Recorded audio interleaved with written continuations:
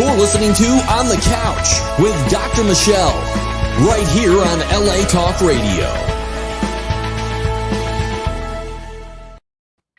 Yes, the man is right. You are officially live here on LA Talk Radio, and you're also on the couch here with me, Dr. Michelle Cohen, with yet but another wonderful, informative, helpful show. And one of my favorite guests is here, as you can see him right now on the split screen, Dr. Leonard Felder. And he has been in our studios. He's been on the show several times with many of his wonderful books. Really, they inspire you all. And I know my regular listeners and viewers, you know Dr. Felder. So welcome to the show. Good to talk with you. Always. It's almost like being in person, but not quite. Exactly, almost. Yeah. And, you know, it's just, I always really appreciate you coming on the show because, you know, it's just like we have such great conversations, and yet you always help people out, and I always get great feedback from viewers and listeners. And by the way, guys, in case you want to reach out, it's straighttalkdoc@gmail.com, straighttalkdoc@gmail.com. Love to hear your comments or questions, anything you might have to say, or anything at all. Really, we're open to that, you know. We're talking about Dr. Felder's latest book today. It's called Keeping Your Heart Open. Wow, what a concept. And of course, down here it says how to overcome the things that make us numb, cynical, or burned out. Leonard, were you like reading my mind? You're psychic, right? You are, aren't you? Sometimes. I but know. I don't know about this one. What did I read? No, you. Wow. I mean, this jumped out at me when your books are always relevant to me, always. I love them, and to everyone else in helping them. But when I went numb, yep, cynical, burned out. Wow, that appeals so much to me and so many of my patients who've expressed to me. It's like, I feel so just drained from life, and it's really tough. And of course, these past couple of years have been tough on us all. Coping with our own fears and the fears of our loved ones becoming sick, and just hearing the news, and, you know, how can we become emotionally available, and financial issues, being laid off, having to live with our families and our children 24/7 in the same environment. That wasn't supposed to happen. No, when people moved out, they moved out for a reason, and when they moved back in, they said, "Oh my goodness." Yeah, exactly. And I know you're hearing a lot of this as well, but you know, I just loved your book because most readers can really identify with everything you're touching on. And it's not only because of the last couple of years and everything we've had to deal with, but just life in general. Your, you know, wonderful psychological advice and wisdom that you've had for so long. It's just, you know, you're sharing a lot of that in this book. And also, we're going to talk about some of the other books that are available for, you know, listeners and viewers to check out. Let me just give you a little intro here, because I just kind of went on with that. But Dr. Leonard Felder is a licensed psychologist and the author of 15 books. Guys, 15. Where do you find the time? You are so busy. People are asleep in my house between 7 and 9 a.m. and that's a quiet time for writing. And if you write 4 pages a day, books get done. Oh, that's beautifully said. I love that. And the books have been mainly on Jewish spirituality and personal growth, and they've sold over 1 million copies, translated into 15 languages. And this book, I know, is going to be translated into many, many, many languages, if it hasn't already. I mean, really, it's amazing. So here's some of the books that we've talked about on the show here. We See It So Differently. The Dilemma of the 21st Century Male. Love that one. Choosing Each Day Between Retro and Forward. Also, More Fully Alive. The 10 Challenges. Here I Am. Wake Up or Break Up. Yeah, I've shared that with a lot of my clients. Making Peace with Your Parents. That one too. 7 Prayers That Can Change Your Life. And When Difficult Relatives Happen to Good People. Oh boy. Anyway, you can check him out, Leonard Felder, and he is a PhD, of course, psychologist, and he's written articles for numerous magazines, newspapers, blogs, websites, research publications. He's appeared on over 150 radio and TV programs, including, you've seen him on the Today Show on NBC, also Oprah's show, CNN News, CBS The Morning Show, National Public Radio, on the BBC in London, Canada AM, ABC Australia, all over the world. And of course, he's been involved and active in several volunteer organizations. As I said before we really went live, I could go on about your bio for about half an hour here, but needless to say, you're an amazing soul. And thank you for being here and for helping us all out. Thank you. And thank you for making room for lots of people to share lots of stuff. It's really a pleasure. Appreciate that. So let's begin. We're all burnout. We kind of know some of the causes, but can you elaborate on what are some of these causes that really make us withdraw and shut down from one another and just becoming overwhelmed?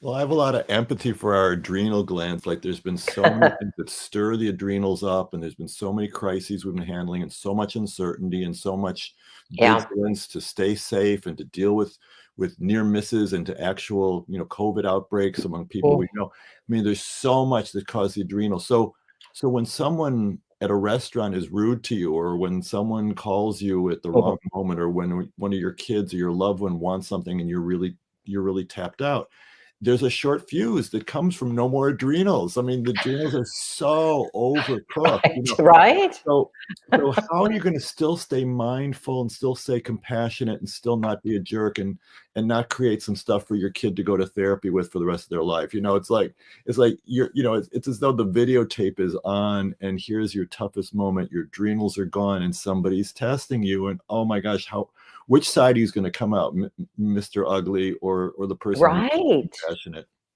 No, exactly. That makes so much sense. And so it's really, this book is really teaching us how to keep your heart open. And what does that mean? How would you best describe that, Dr. Felder? Well, there's two ways that I can listen to my wife or to my daughter. I can listen like this, which is right. Get to the point, cut to the chase. Yeah, heard this already. Did it? That guy is not going to get a passing grade in my family. So the other way to listen is where you say to yourself, I've got to keep my heart open here. This is the most important person in my life, or two of the most important people in my life. And they have something they want to tell me. Yeah, and it's okay. They've already told me this thing 5,000 times, but they want to tell me today, and they really want my good listening. And what's interesting, I have a daughter who's autistic. So autistic people are not supposed to be able to read nonverbal cues. That's nonsense. My daughter will say to me, Dad, you're using that soft therapist voice right now, but I can tell you're impatient and you're pissed. You need to take a breath. And I think, wow, I am so busted. I am so busted. I thought that I was pulling a fast one and that my heart was open, but my kid knows, no, you're not fully present yet. And I'm lucky that both my wife and my daughter will give me a do-over at that moment. They'll say, try that one again without the impatient tone of voice. And I go, thank you for giving me two chances, because it could have been a deal breaker if they hadn't given me the second chance. Exactly. That's so cute. I love that they're able to share with you. And you express that later in your book about really talking about people who we can trust in our lives, our friends and family, to say, what characteristics do you see in me that are, maybe the best, not the best, or that I could improve on? Right. What are the moments where you can feel I'm not fully I don't even know it, because I don't know when I'm impatient. I think that I'm doing the best I can and it's going to be good enough. But my partner or my child or some of the people that I work with, they're able to say, hey, do you need a moment? Because you need to just breathe and center. Because I can be a really good listener with a big open heart, but not when I'm edgy or in a hurry or I want this to be over with in 10 seconds. Right, exactly. No, that especially when someone is saying the same thing that they say all the time. You just kind of go, okay, here we go. In your, subconscious, here we go again. It's slightly different on the 5,000th version than it was on the 4,999th, but it's close. It's close. So right, exactly. And so let's talk about some of the. People say live in the now, and in the now, this person's telling you that story that you've heard before, and they really need to be listened to. That's what the now is happening right now. It's so true. Oh boy, is that true. It really is. So what are some of the ways that we can experience, or practice some of the spiritual ways of opening up our hearts to other people? What are some of the great ways we can do that? By the way, side note, I loved the practice you suggested each morning when we get up, to go into that. Well, it's a Hebrew meditation, but it also applies to any, it's not religious per se. It's just Right. something that you suggest, which is lovely. So which one you want first? The morning meditation, or the what to do to be spiritual when someone's getting on your nerves or whatever? Let's talk about the morning meditation, and Okay. then we'll do the latter. So, there's a Jewish version. I'm sure every spiritual tradition has a version of this. And the version is that you wake up and your brain is already cooking with things to do and things that are incomplete and things you're frustrated about, or you're tired, or you're grumpy, or whatever, or you're in a Yeah. hurry, or you're late. And in Judaism, there's a prayer that's been said for thousands of years. And in most, whatever your spiritual traditions, find the version. And it goes something like this: may I be open that today my soul is going to have some unique moments of purpose and meaning. I got to be Mm, open to that. I'm mm, grateful to have a soul. I'm grateful my soul's being renewed for another day, and I want to be open to whatever moments of meaning and purpose are there. If you start the day with that, you're priming the pump that you're going to be a little less edgy, a little more open, a little more compassionate. And it's a traditional prayer, and yeah. most people just race through it if they were in a traditional, Right. family or traditional congregation. Yeah. But if you don't race through it, if you just ask, well, what does that mean? What does it mean to be grateful and to open up my soul to pay attention? There might be something useful and meaningful today, some moment where you get to be of service. Wow. Wow, that's beautiful. And that is part of the purpose. Yeah. Our purpose in helping and giving. And that's what it's all about, is compassion, really. But back again to your book, keeping your heart open during these difficult times, and just times in general, when we hopefully, knock on wood, get through all of this COVID craziness and we're moving along. And a lot of people now are either immune or it's not that threatening. Um, What are some of the other ways that we can become more spiritual and open up our hearts? So in every spiritual tradition, there's something about breathing. There's something about, Mm. taking a breath. So I'm breathing right now. I've got a pulse. I hope that everybody listening is also breathing and that they've got a pulse. And what's interesting is that my breathing and my pulse are connected to this big breathing and this big pulse. The universe is breathing. You can Mhm. feel it if you go to the ocean. You can feel it if there's winds. You can feel it when you're in nature. You can feel it sometimes, when it's quiet, or if you can witness a sunrise. The universe Mm. is breathing and pulsing. When I went Yes. to Hawaii for the first time, I'd never been around a volcano before. And on the Big Island, I walked over Ooh, and the earth was breathing. I thought, I'm from yes. Detroit. I thought the earth was a parking lot with cement. Yeah. But I found out in Hawaii, the earth Wow. is a breathing organism. So if my breath is connected to this big breath, and if my pulse is connected to this big pulse of the ocean tides and the moon and all those things, breathing at a moment, like especially a moment when you're stressed or you're late or you're feeling pressured or you're being pulled on from three directions, if I breathe and I say whatever you want to say in your tradition or in my tradition, Mhm. please connect my breathing to the bigger breathing, or to the soul of the universe, Mm. or to whatever Mhm. you want to call it, the source of Mhm. life or the source of compassion. If I can do that connection right at that moment, my heart's definitely open, and I've got the Mm. going, and my brain's going to start working it, because your brain doesn't work when you're not breathing, when you're holding your breath, when you're tense, when you're in a hurry. Your brain is not as creative, is not as flowing as it is when you're Right. really connected to Right, right. a big pulsing universe. That universe has a Yes. creative flow you could tap into right at that moment to come up with a solution to whatever your kid's presenting you with. You do Mm. it with kindness instead of Yes. impatience. Right. Beautifully said. Beautifully said, Leonard.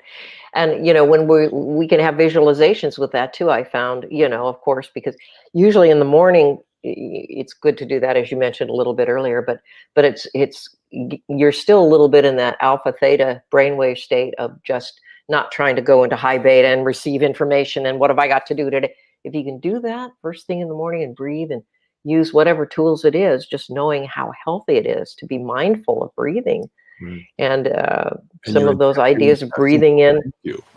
Your intestines will thank you. Your muscles will thank good you. energy. Will thank That's you it. because That's they like that, right. Yes. and they don't get Yes, enough they of it. do. And everyone's no, nor hydration. Hydration and breathing. That's beautiful. That's what we need is to Thank you for that reminder. oxygenate. Yeah, think you go for it. Me too. Let's just have a You said little. Everyone, hydration. pick up your water. Tea water here, folks. Not doing coffee. That'll burn your adrenals out right there. So,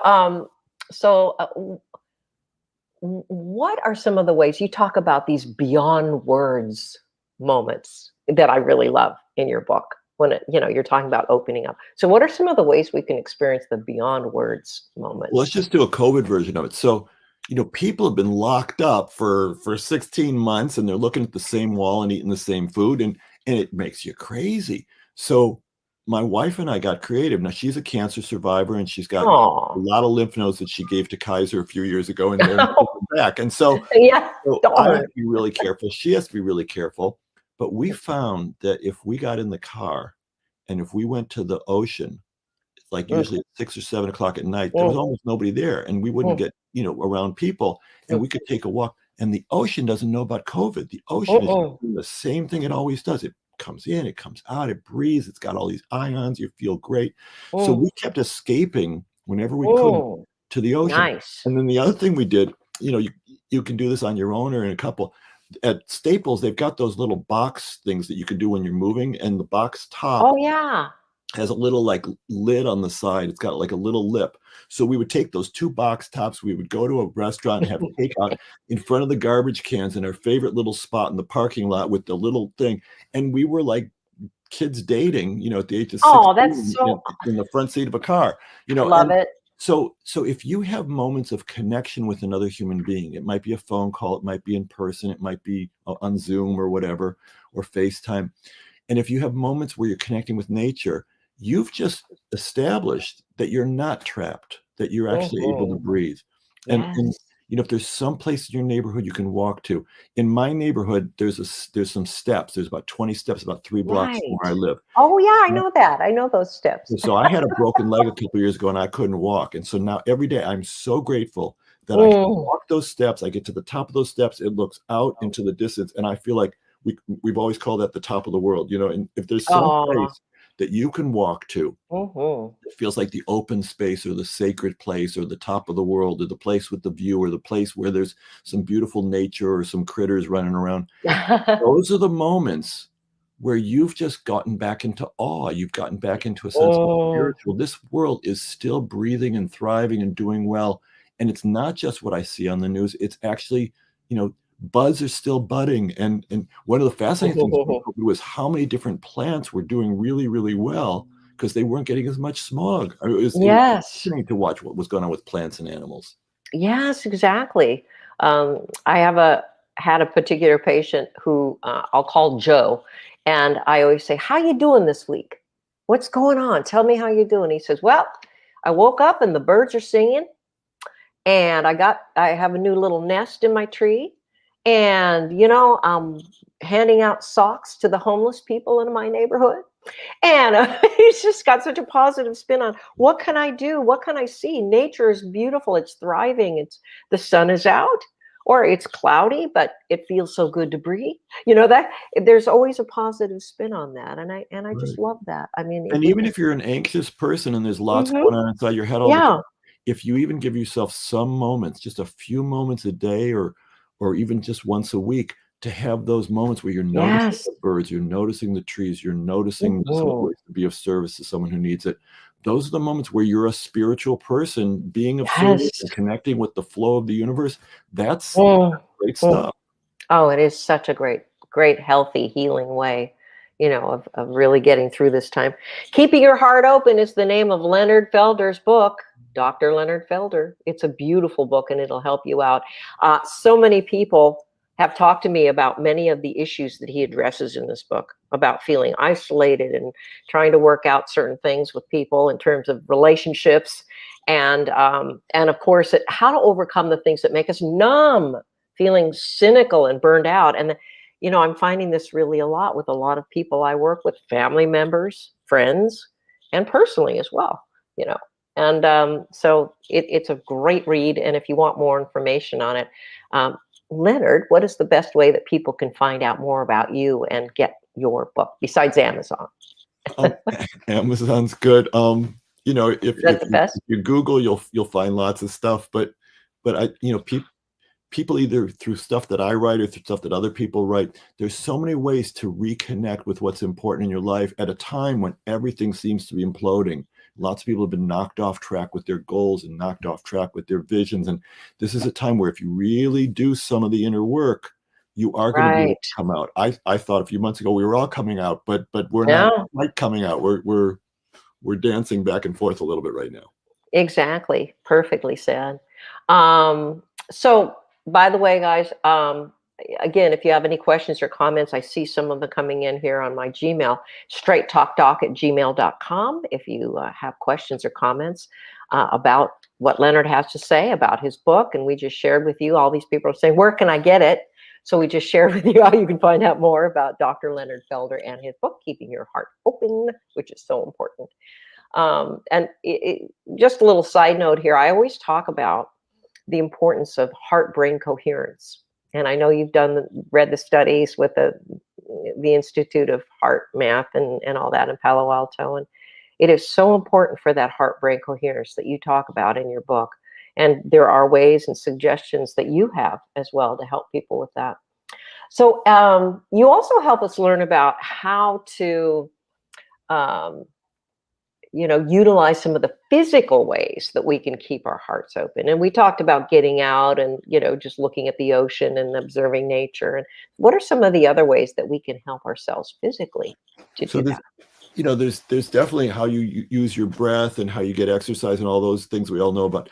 But what's interesting, and this next story is a little bit R-rated. Is that okay on your show? No, I'm sorry. You can't, of course. So I was in a group of therapists, and we would meet and we talk about our therapy practices, and we were always giving each other advice and help and Yeah. examples to become better therapists.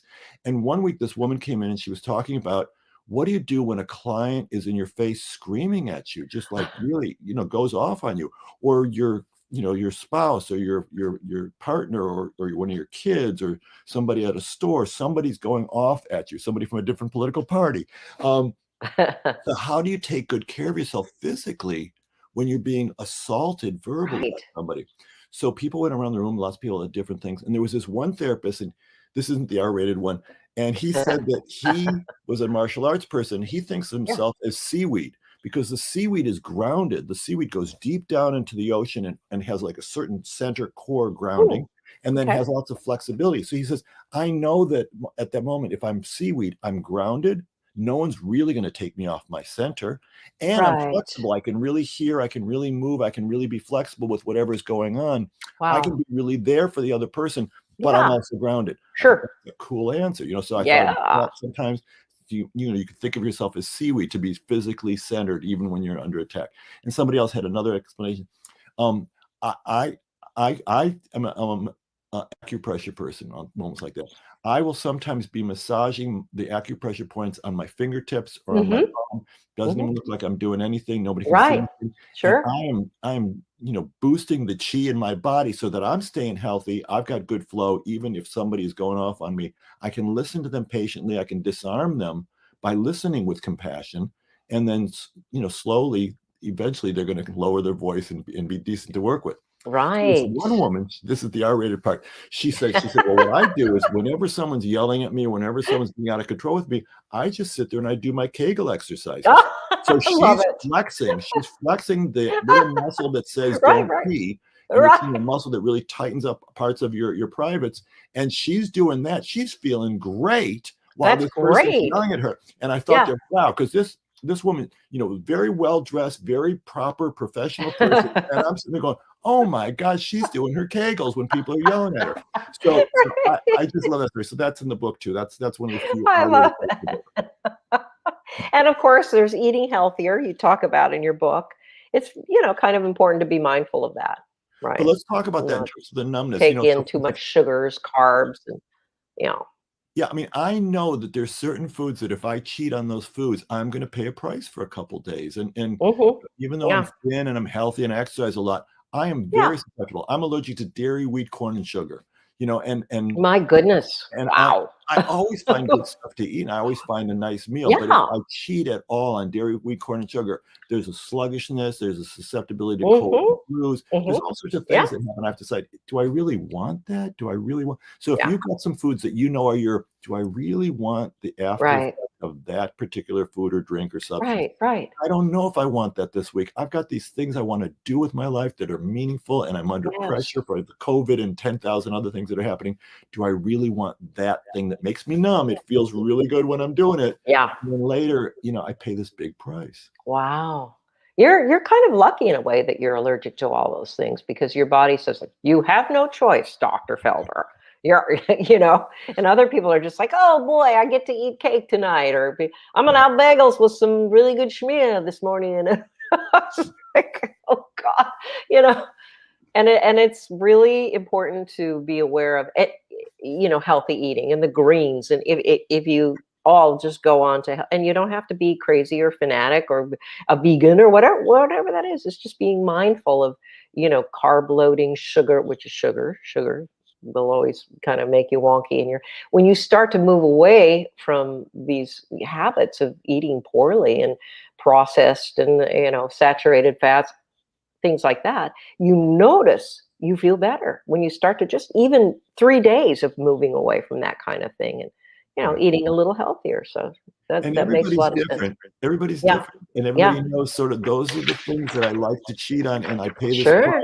But you get Sure. more conscious about making the choice of, what do I want my week to look like? Do I want it to look like I'm Exactly. sluggish and I'm out of it, or do I want it to go well? Right. And there's nothing wrong, with a nice glass of wine with a meal occasionally, but I find a lot more people are drinking alcohol during COVID now because it helps them numb out even more and relax and, deal with the family that's all around them, and stressors of being laid off work. And, so being mindful of drinking alcohol as well is something that's really important. Speaking about getting laid off work, let's talk about some of the things that we can deal with in order to keep ourselves sane, worrying about finances and being stable, a little more stable about, okay, how can I be more creative and find ways to make more income or to support the family or even just feel comfortable within myself financially. No, that's so important, because a lot of how you feel each day and a lot of what your day, looks like comes from, Yeah. do I feel like I'm okay money wise? Am I Yeah. not okay money wise? So when I was working on this book, I thought, I got to put in a chapter about how to be balanced between the part of you that wants to have creative visions and projects that come from the heart and all that good stuff. I don't want the book to be leaning so heavily on, oh, do whatever your heart wants. Right, Because right, right, because right, you might be the person who has to pay the bills or pay part of the bills, or right. do the things around the house to keep things functioning. That's a part of it too. You can't say, well, I'm working on my masterpiece right now and I don't have time to put the dishes in the dishwasher. That's 'Cause right. that doesn't go well with the people you live with. So one of the things that I explore is, there's lots of ways to talk to yourself in a loving way to bring about that balance. Not in the way that maybe your parents talk to you or some other mean Mhm. ex-spouse or somebody talk to you, but the way that you say to yourself, you know what? There are these two parts of me. There's a part of me that wants financial security and Right. financial enough certainty that I sort of know that the bills are going to be paid by the end of the month. I really need that. I feel better. I'm much more creative Mm. when I know that that's going to be okay. And then Mhm. there's a part of me that has visions and goals and aspirations and quests that I've always wanted to fulfill, and things that I want to explore and do things that are new and different and more risky. And these two parts of you are both wonderful parts of you. They're going to have to learn how to live together inside your head and inside your Right, head. And right. when they talk to each other, they can talk to each other like loving partners or like enemies. And you get to decide how True. analogous. So I actually ask people in this chapter to be a couples counselor Mhm. and to imagine that on the Mhm. couch or on Right. the love seat in your office are these two sides of you. Mhm. And those two sides of you can have a tone that sounds like, "You idiot, I can't believe you're trying to dominate again," or a tone that says, "You know what? We're both justified. We both love, you know, what can come if we're both listened to. If one of us is listened to and is dominating, Yeah. there's going to be trouble.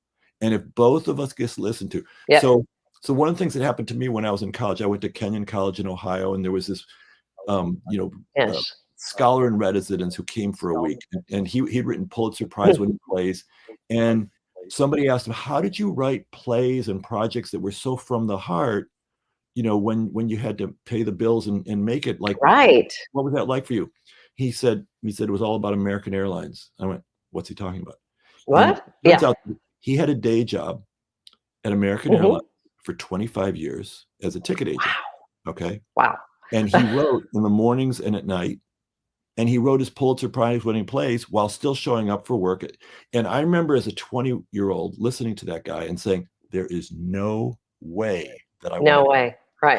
I'm going to be somebody who's going to pursue my creative visions, and I'm not going to have a day job. At that time, Right. it wasn't Uber or Lyft, but I'm not going to be an Uber or Lyft driver. Right. So that 20-year-old inside of me was wrong. And I've had to juggle lots of stuff in my life to Yeah. be able to say no to projects that would have been a sellout, Right. to say no to projects that needed more time and needed more teamwork and putting things together in a certain way. I've been able to walk away from really sick projects and really Right. sick people that I didn't want to work with because I had the day job, the flexibility, Right. the several things going at once. Right. And when people know that that's an okay way to be, and that it doesn't mean you failed. If some family member of yours or one of your parents says, you really haven't made it yet because you still have to do that thing. Right. It's part of you that says that. That's not true. You're just, you're bringing in cash flow in the ways you're bringing it in, hopefully Right. legal and healthy.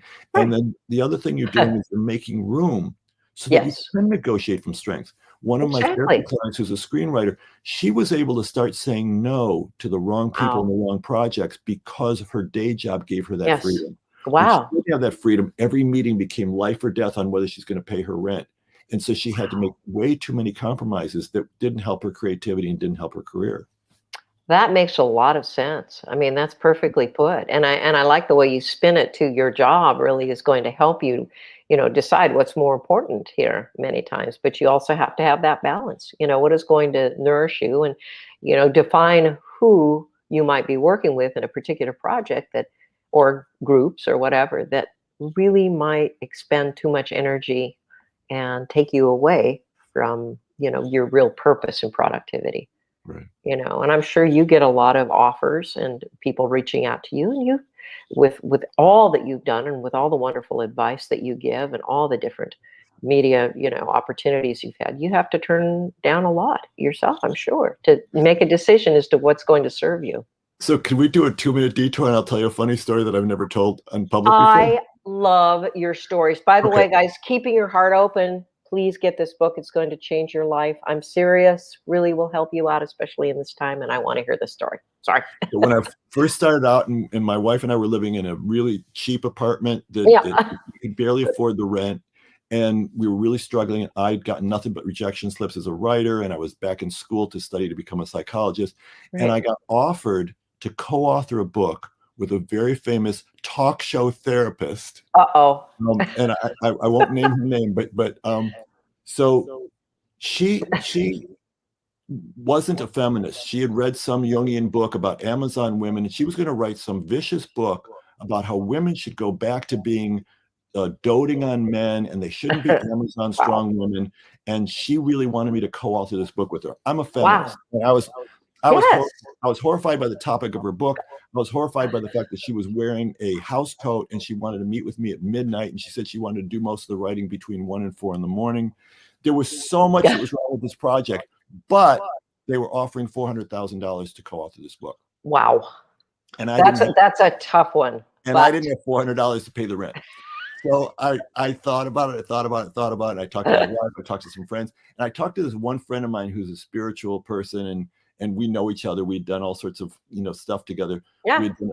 She's Christian, and we'd done a Jewish Christian dialogue together where we got people talking about the differences in our religion. Yeah. And we were always really honest and real with each other. Yeah.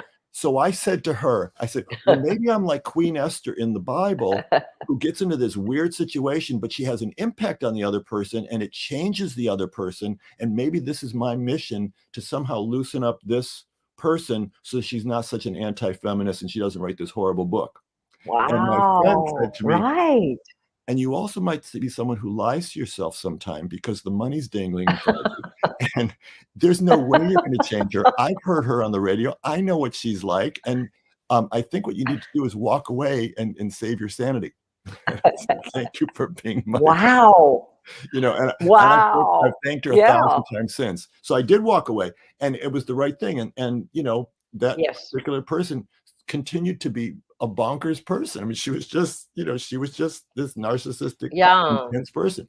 So that was one moment where I had to say, you know, I'm going to find a way to balance the money issues and the creative issues, but I have to be honest about how this decision is Yes. playing out. And I hope people will Oh, be good to wow. themselves so that you can keep your heart open and you won't become a cynical, shut down, embittered person. Yeah. I mean, that's a beautiful story and good for you. I am so proud of you.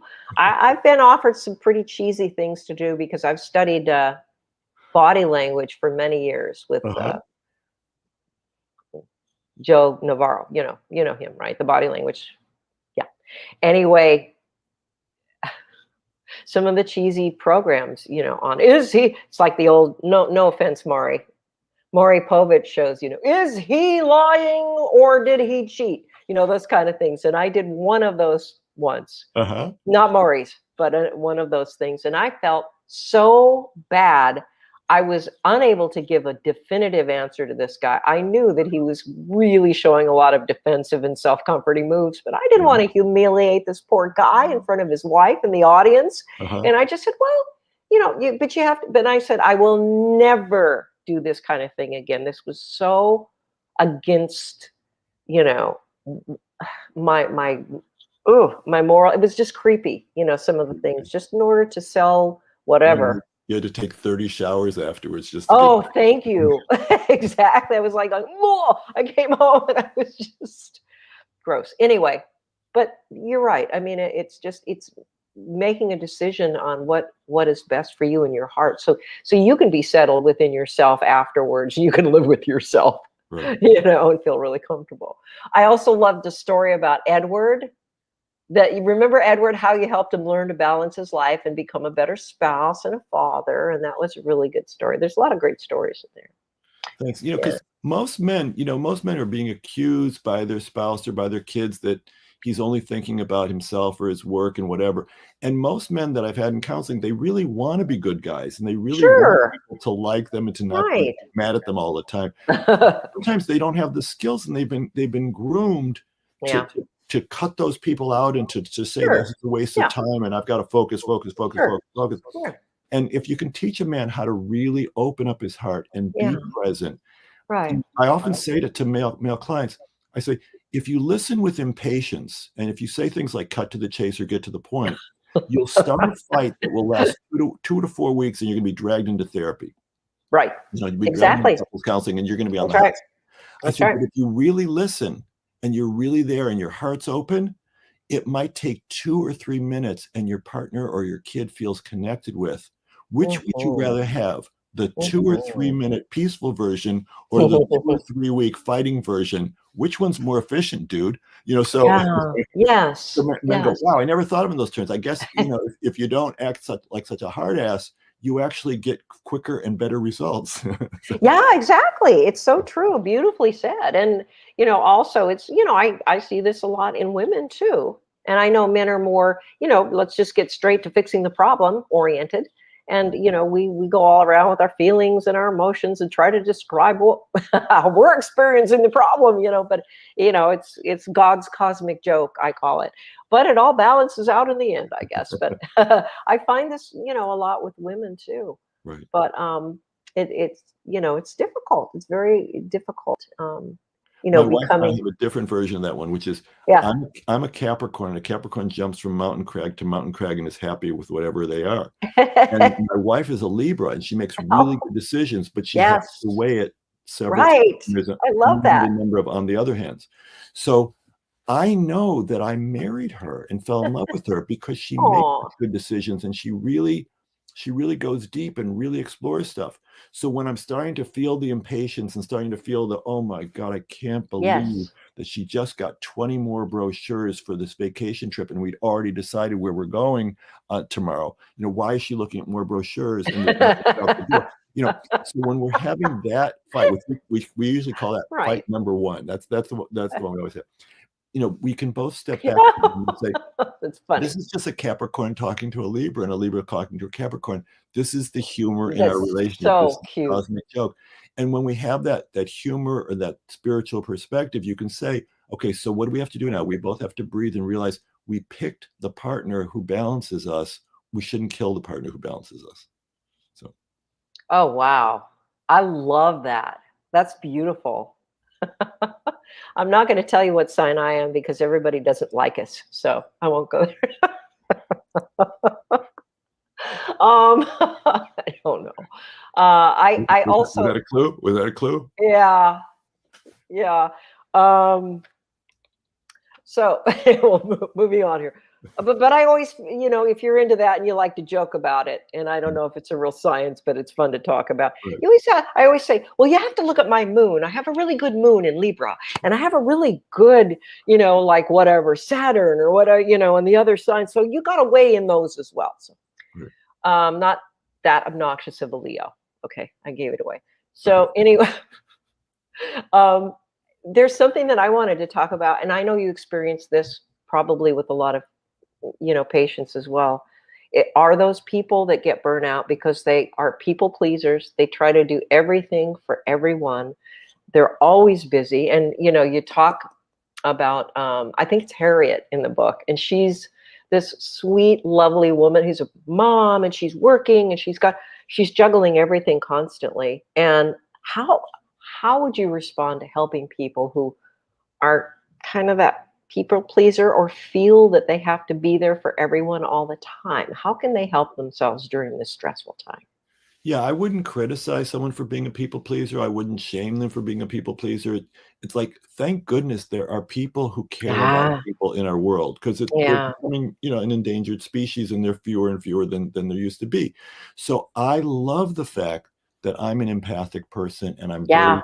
very, very, very happy about each Yes, empathic person I meet. yes, But we yes. empathic people are lousy sometimes at setting limits in a loving way. Yeah, Like mostly we'll say, I'm fine, I'm fine, I'm fine, I can do it, I can do it, I can do it. Yes, I can show up, I can show up. And then at a certain point we snap, yeah, and we either non-verbally or verbally become yeah. kind of toxic because we're past our breaking point. So since I don't want to go past my breaking point, and I don't want to become that toxic person, um, I have to practice, and then I ask people how they're going to use their words to practice the same thing. How do I say no in a loving way that still has a yes at the end of it? Like, how do I say Right, to my daughter, right. no, I can't drive you to the 6 things that you're asking me to drive you to this week, but Yeah. I can drive you to 2 of them, Mhm. and then we're going to be creative together to figure out how you're going to expand. My daughter's autistic, so how you're going to Oh, expand your fears to maybe take no. Lyft or Uber to go to some of the things and not Oh, me. yeah. And I'll be supportive on the phone if you need some support when that's happening, and we'll make sure that it's a good person. You can walk away if it's not a good person. Mhm. We'll brainstorm together so that I can lovingly and participatingly say no and get some of my space back. Um, Yes. so empathic people don't have to become tough love or mean. They just have to Right. I care about you. I really want to say yes. With my daughter, I often say, oh, I wish I could say yes to that, but that would be stupid daddy. Stupid daddy would be saying yes to that. He'd burn out. He'd be Right. grumpy daddy. You don't want grumpy daddy. So Right. what can we do so I don't get pushed to the point of grumpy daddy? Because Right. we don't like grumpy daddy. He's ugly. So you play together as teammates, Yeah. loving, creative, resourceful people, rather than having to go to some tough love, cold-hearted thing that's not you. You'd look fake if you had to go to Sure. the tough love guy. Sure, exactly. Beautifully said, and it's lovingly, or I say drawing loving boundaries. How can we best do that? And, you know, at the same time, like you said, have a very positive outcome in the answer to certain requests that people are giving us. and not feeling guilty for not doing everything. I mean, that's another biggie is, you know, we have to not beat up on ourselves for not being everybody, you know, helping everybody all the time. And that's a really important thing too. And it's So hard. that was, you have great stories, by the way, about your people. It's hard because now there's so many more people that need our help and that, you know, are calling. I mean, there's all these people that my wife and I hear from all the time who are going through financial problems or going through health issues. Yep. And we want to help every one of them, you know, and sometimes we have Right. to figure out, is there some way we can be helpful without doing something that's going to make things awkward or uncomfortable between people? It's complicated, Right. but Right. that's rich and interesting stuff to be talking about. It's different from saying I'm going to just shut down my Yes. heart. I'm going to close off altogether. It's I'm going to Yeah. be creative and resourceful to figure out what are all the options besides the obvious option. Right. Exact. Beautifully said. It really is. So I was just talking about a lot of people having a difficult time sharing with their loved ones, their families, and their friends, honestly. And we touched on this a little bit earlier about now that we're all cooped up together, how can we lovingly and honestly tell them that perhaps they could pull back on some of these habits that may not be serving us or them particularly? How can we lovingly criticize our family or friends to point out certain things to them, and how can we learn how to take that criticism ourselves a little better? Well, that's an excellent question, and it's really delicate. I mean, this is Taylor Swift delicate. I mean, Yeah. you know, so one of the things you have to do is you have to ask yourself, am I plugged in? Am I overreacting? Am I about to go verbally abusive on this person? Because this is some old big issue of mine. I mean, you know, Yeah. if you felt cooped up in your childhood family of origin, or if you got mistreated by some ex in that same way that this new person is mistreating you, you might need to do some inner work or some journaling or some working with a counselor or a friend to say, Yeah. I don't want to vomit on this person. Yeah. Two-way conversation. How do I get some of the yuck out of me before I even try to have this conversation? So if you do some of that inner work, then you can show up for the conversation and say, you know, we're both good people, and we're both people who have a lot of good qualities, and anybody living together is going to get on each other's nerves. So Yeah. I'm open to hearing some of the ways I get on your nerves, and if there's anything I can do to improve on that. Are you open to hearing a couple of the ways that you've gotten on my nerves? And I think that we can come up with some way that we can reduce that tension so that we don't have to like become really shut down with each other or Right. cut things off with each other or have this Oh, COVID experience ruin our long-term relationship.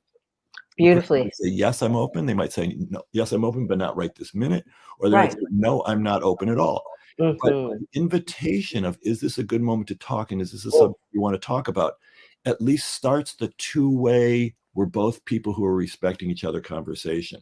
And then when mhm. you're having the conversation, you can say, you know, clearly this is something that I'm worked up about, and I might be a little bit neurotic about this. But since I am a little bit neurotic about this, let's bring that into the pot and Right, mix it up right. and see what we can do so that Yeah. I don't have to get all edgy and all creepy about it. So Oh, you're that's yeah. taking responsibility that this is one of your issues. If you're a person who has to have the Oh, dishwasher loaded in a yeah. certain way, and Yeah. people are loading the dishwasher in a different way, and it's making you up at night just Right, right. then you can say to them, you know, on the subject of dishwasher, I seem Mhm. to be a little bit inflexible. I seem to be a little bit, you know, Yes. intense. On the other hand, my OCD really helps me in these other Right, areas, some of which you right. benefit from. Yeah. So Yeah, yeah, yeah. so what can we do so that I don't have to have that same reaction every time I go into the kitchen and the dishwasher that way? Is there something that I need to lighten up, or is there some way that you can like placate me on this one? And I know, and I'm willing to trade you. I'm willing to say, I'll placate you on one of the things that you're uptight about, even if it's not my particular issue, and we'll make a trade. You know, we'll trade you Right. Willie Mays for one Mickey Mantle card, you know? So, and Yes, exactly.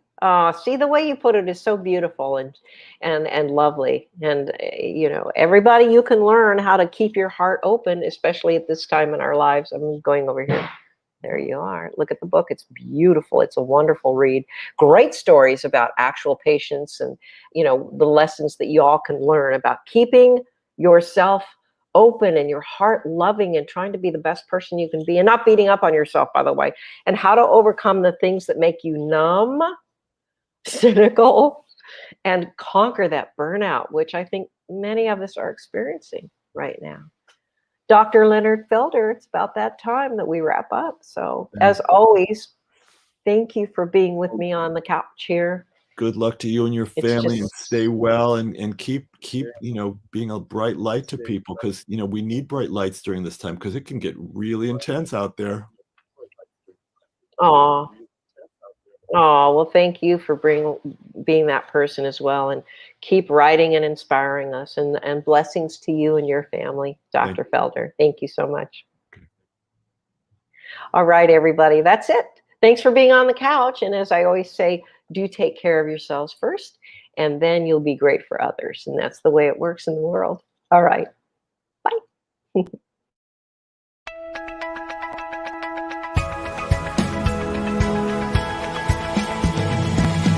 You're listening to On the Couch with Dr. Michelle, right here on LA Talk Radio.